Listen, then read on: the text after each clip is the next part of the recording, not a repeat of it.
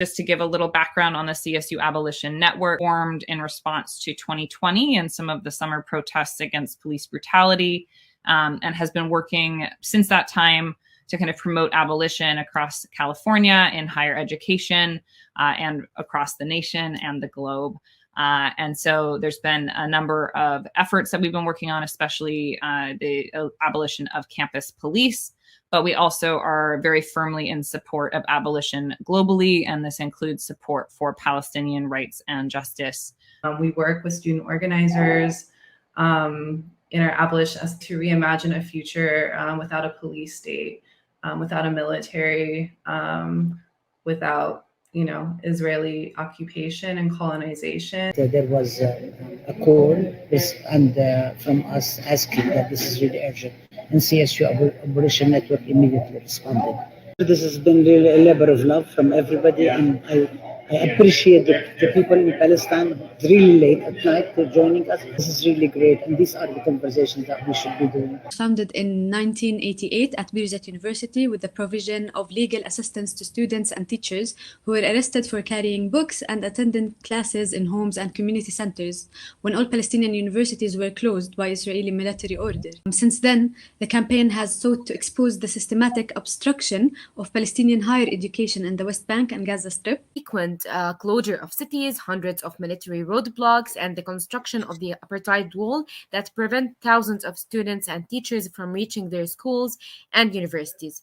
Students are regularly subjected to intimidation, assaults, arbitrary arrest by Israeli soldiers. One of the questions is, are you afraid of getting arrested or criminalized? But students at Palestine don't even have the privilege to choose if they are afraid or not, because we're always at risk of getting arrested. Boycotting now is a very crucial and important and strong tool. Academic boycott, because we're talking about the right to education in our university, is one of the things that we've been also calling for, and we think that it's really important. Right to education is a fundamental human right and basic to human freedom. So we should all be working together in solidarity with Palestinian students and other students around the world. Palestinians in Gaza have been struggling from the blockade posed by the Israeli occupation for more than 16 years now. The siege is basically posed by air, land, and sea since 2007. The siege has had a disastrous impact on social and economic situation in Gaza. Most food commodities and medical supplies are delayed or restricted. Most construction materials are banned as well, especially after the last aggression in Gaza. A lot of houses and buildings were destroyed, and yet they haven't been rebuilt yet. And according to a report in 2021, more than 69% of Gazans are living in poverty, and 80% of them rely basically on humanitarian aid. The movement of Gazans is fully restricted. 95% of Gazans do not have the luxury to visit any areas based outside the strip. When they go to the sea, most of the fishermen in Gaza tell their family goodbye. Maybe it will be the last time we meet. In the same time, for the farmers in the east Gaza Strip and the northern of Gaza Strip, we have recorded many types of attacks. First of all, shooting using bulldozers to uproot their crops, spreading chemical materials aimed to demolish their crops.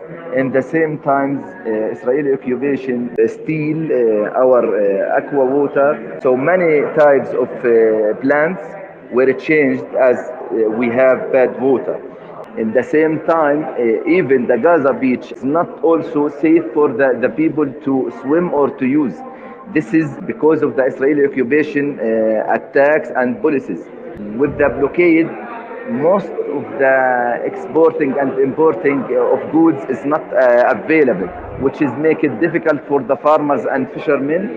Policy and the siege is meant to isolate Gaza from the rest of Palestine, or even from the rest of the world, in addition to destroying any possible resistance and resilience left within them by depriving them of their basic human rights. Everybody is talking about the violence of the colonized, the Palestinians, but nobody is talking about the violence of the colonizers. Just imagine that you're living 24 hours under siege, killed every day, imprisoned, you don't have access to your homeland, you don't have access to your basic human rights, what else would you do? People under occupation have, the full right to resist by whatever means they see as suitable. The portrayal of violence by Palestinians on the ground in occupied Palestine has been heavily influenced by an Orientalist ideology. It takes a lot of media and it takes a lot of effort, and all of the propaganda that Israel really puts forward in order to portray Palestinians throwing stones at tanks and at armed soldiers as the violent entity.